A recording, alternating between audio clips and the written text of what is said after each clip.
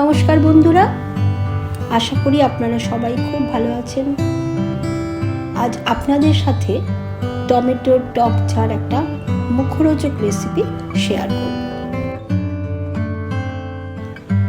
Tomato এমন একটা ফল যা আমরা সবজি হিসেবেও খেয়ে থাকি। টমেটোতে প্রচুর পরিমাণে ভিটামিন এ, ভিটামিন সি আর ভিটামিন কে আছে। সর্দি কাশি প্রতিরোধে টমেটো খুব কার্যকর। এছাড়াও টমেটো চোখের দৃষ্টি বাড়াতে সাহায্য করে, হার্টকে সুস্থ রাখে। আর টমেটোতে প্রচুর পরিমাণে ক্যালসিয়াম থাকায় টমেটো হাড়ের ক্ষয়রোধ করতেও সাহায্য করে। এই পদটি বানাতে আমাদের লাগবে টমেটো, রসুন, কাঁচা লঙ্কা, পুদিনা পাতা, ধনে পাতা আর পাকা তেঁতুল।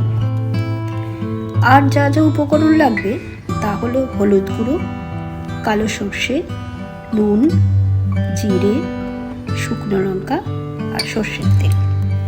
দেখুন, টমেটোটাকে আমি এইভাবে ছোট ছোট করে কেটে নিলাম।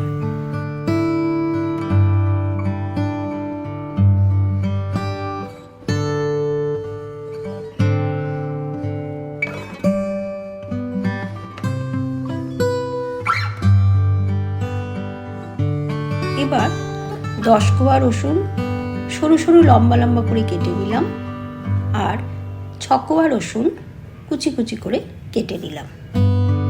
রসুনের মধ্যে অ্যান্টিব্যাকটেরিয়াল উপাদান থাকায় সর্দি কাশি সমস্যায় ওষুধের কাজ করে।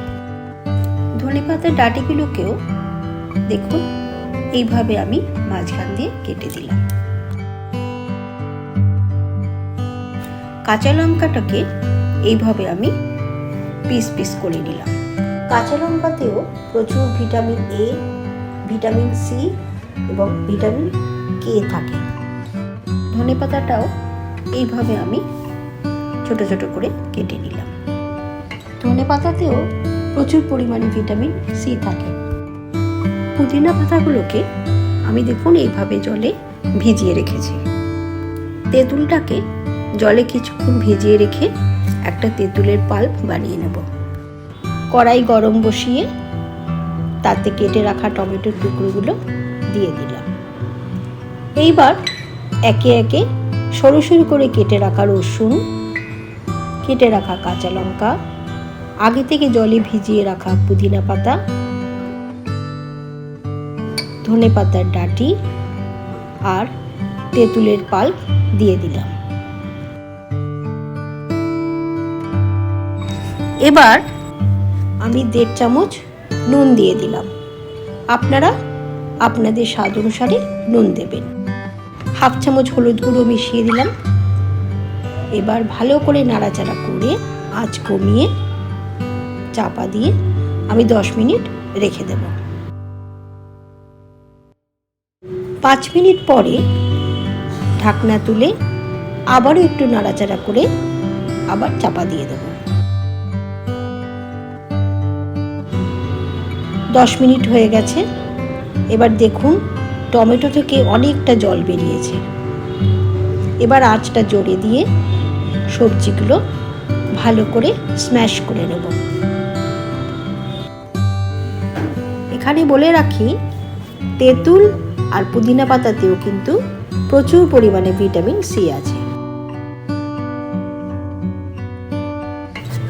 পরের দিন দারুণ একটা চিকেন ফ্রাই রেসিপি আমি আপনাদের সাথে শেয়ার করব।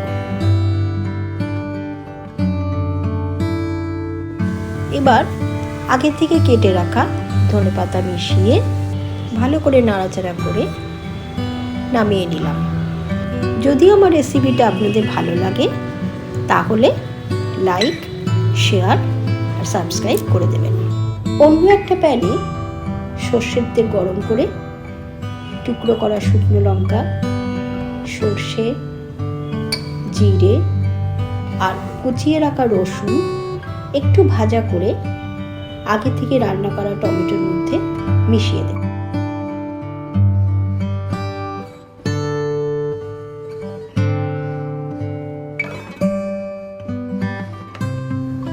দেখুন দেখতে কি সুন্দর লাগছে।